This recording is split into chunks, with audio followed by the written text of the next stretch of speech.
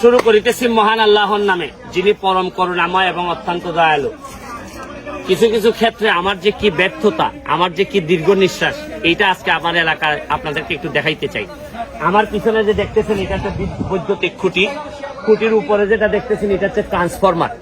এটা হচ্ছে কি আপনার প্রথম যখন লাইন দেয়া হয় পল্লী বিদ্যুৎ থেকে এটা ফ্রি দেয়া হয়।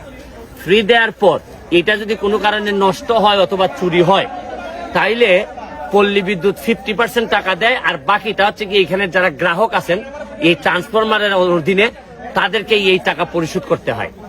কিন্তু দ্বিতীয়বার যদি চুরি হয় অথবা নষ্ট হয় এই ক্ষেত্রে পুরা টাকাটাই গ্রাহকের দিতে হয়।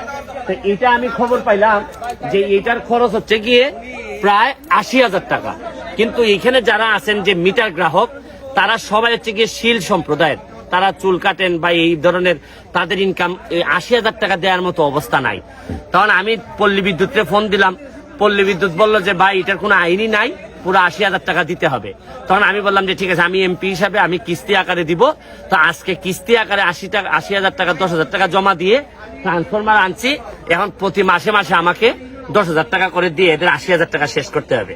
তো যে কারণে আমি আপনাদেরকে দেখাইতেছি যে বাংলাদেশের সিস্টেমটা কিভাবে তৈরি হয়েছে। চুরি করছে চোর, চোর চুরি করে লাভবান হয়েছে, আবার এখন টাকা নিয়ে পল্লী বিদ্যুৎ লাভবান হয়েছে। পল্লী বিদ্যুৎ এটা বিক্রি করছে সাধারণ গ্রাহকের কাছে, আর মাইর খাইছে কারা? সাধারণ গ্রাহক। অথচ চোর ধরার দায়িত্ব ছিল কিন্তু থানা পুলিশের, বা ব্যবস্থা গ্রহণ করার কথা ছিল হচ্ছে থানা পুলিশের। থানা পুলিশও এখন ব্যর্থতায়, আমি এমপি হিসাবেও ব্যর্থতায়, আবার লাভের লাভ হয়ে গেল পল্লী বিদ্যুৎ আর চোরের। আমি চোরকে ধরার জন্য যা যা করার আমি এখন কাজ শুরু করছি। কিন্তু কিভাবে মানুষ বিভিন্ন এলাকায়, এই এলাকায় নাকি এই গত কিছুদিনে প্রায় 15 থেকে 20টা ট্রান্সফরমার চুরি হয়েছে। এখন বুঝেন, এক তো ক্যাপাসিটি চার্জ, তার উপর আবার এখন ট্রান্সফরমারের চুরি হওয়ার জন্য চার্জ।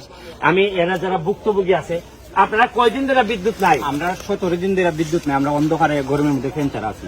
আর এইটা আগেরটাও 50% দিচ্ছেন? যে আগেরটা আমরা 25-26 হাজারের মতো দিয়ে আনছিলাম। দিয়ে আনছিলেন?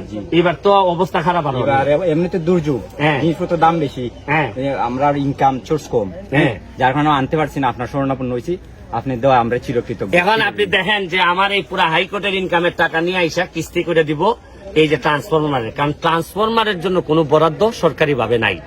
আর আমি শুধু আপনাদের সামনে একটা জিনিস তুলে ধরলাম যে আমাদের সিস্টেমটাই এমন ভাবে রেডি করা যাতে সব সময় কষ্ট হবে নিম্ন আয়ের মানুষের, সব সময় কষ্ট হবে। এই যে বিভিন্নভাবে টাকা পাচার করে নিবে বড় বড় দুর্নীতিবাজরা, আর গিয়ে শেষ পর্যন্ত করের বোঝা টানতে হবে সাধারণ মানুষদের। এটা আমাদের নিয়তি হয়ে গেছে।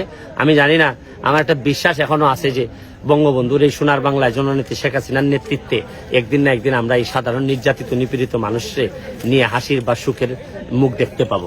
আজকের মতো বিদায় নিচ্ছি। ভালো থাকুন, সুস্থ থাকুন।